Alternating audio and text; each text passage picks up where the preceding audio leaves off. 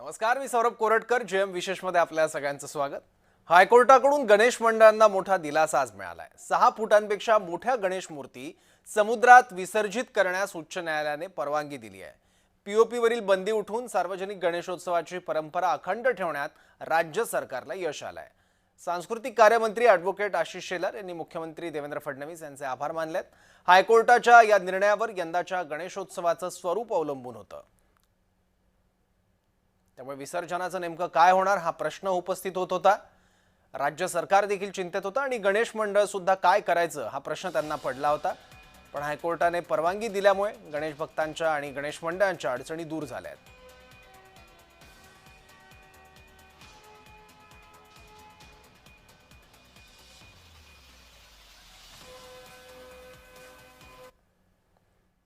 या संदर्भात सांस्कृतिक कार्यमंत्री आशिष शेलार यांनी काय माहिती दिली आहे पाहूयात.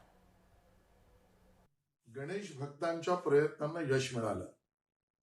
पीओपी वरची बंदी जी पूर्वी घातली होती ती न्यायालयाकडनं राज्य सरकारने सोडवून घेतली.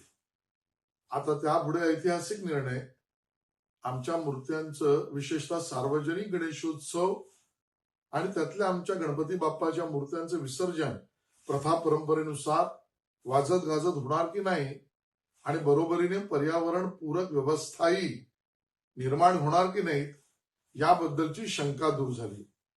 मला स्वतःला याचा खूप आनंद आहे की मी स्वतः राजीव गांधी आयोग जो माझ्या विभागाअंतर्गत माननीय काकोडकर साहेबांच्या नेतृत्वात त्यातला आलेला अहवाल पीओपीच्या मूर्त्यांना परवानगी द्यायला मदतनीस तर ठरलाच, पण बरोबरीने दुसऱ्यांदा अभ्यासगट निर्माण केल्यावर पीओपीवर प्रक्रिया होऊ शकते आणि म्हणून या सगळ्याला समुद्र आणि नैसर्गिक जलस्रोतांमध्ये विसर्जनाचा रस्ता हा काढता येऊ शकतो ही भूमिका अहवालात मांडली.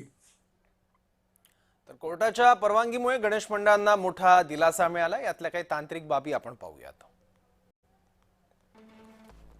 6 फुटांपेक्षा अधिक उंचीच्या पीओपी मूर्ती समुद्रात किंवा नैसर्गिक जलप्रवाहात विसर्जित करता येणार.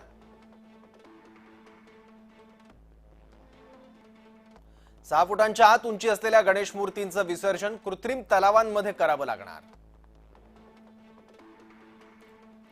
याचं तंतोतंत पालन सर्व महापालिका स्थानिक स्वराज्य संस्थांना करावं लागणार. त्यासाठी कृत्रिम तलावांची व्यवस्था करण्याचे आदेश हायकोर्टाने दिले आहेत.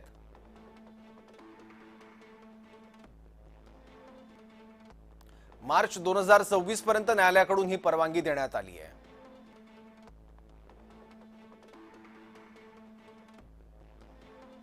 राज्य सरकारने धोरण सादर करून 5 फुटांपर्यंतच्या पीओपी मूर्तीचं विसर्जन कृत्रिम तलावांमध्येच करण्याची हमी दिली होती. पण हायकोर्टाने 5 फुटांऐवजी 6 फुटांपर्यंतच्या मूर्तीसाठी तसं बंधन घालून हा आदेश काढला. कोर्टाने समुद्र नैसर्गिक जलस्रोतांमधील विसर्जनावरील बंदी या निर्णयाच्या माध्यमातून उठवली आहे. पीओपी वरील बंदीमुळे लाखो मूर्तिकारांचा रोजगार बुडण्याची भीती होती. राज्याचे सांस्कृतिक कार्यमंत्री आशिष शेलार यांनी विज्ञान तंत्रज्ञान आयोगाला अभ्यास करण्याची विनंती केली होती. या आयोगाने डॉक्टर अनिल काकोडकर यांच्या अध्यक्षतेखाली अभ्यास गट स्थापन केला.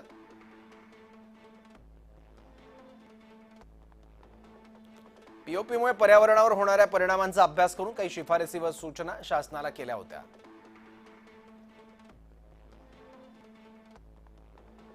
अहवाल केंद्रीय पर्यावरण विभागाने न्यायालयात मांडल्यानंतर न्यायालयाने पीओपी वरील बंदी उठवली होती. मोठ्या गणेश मूर्ती कुठे विसर्जित करणार याबाबत राज्य शासनाला प्रतिज्ञापत्र सादर करण्यास सांगितलं. समितीच्या अहवालाचा आधार घेत मोठ्या मूर्ती विसर्जनासाठीचं प्रतिज्ञापत्र उच्च न्यायालयात सादर केलं. मुख्यमंत्री देवेंद्र फडणवीस यांच्या अध्यक्षतेखाली न्यायालयात गणेशोत्सव मंडळ आणि मूर्तिकार यांची बाजू भक्कमपणे मांडली.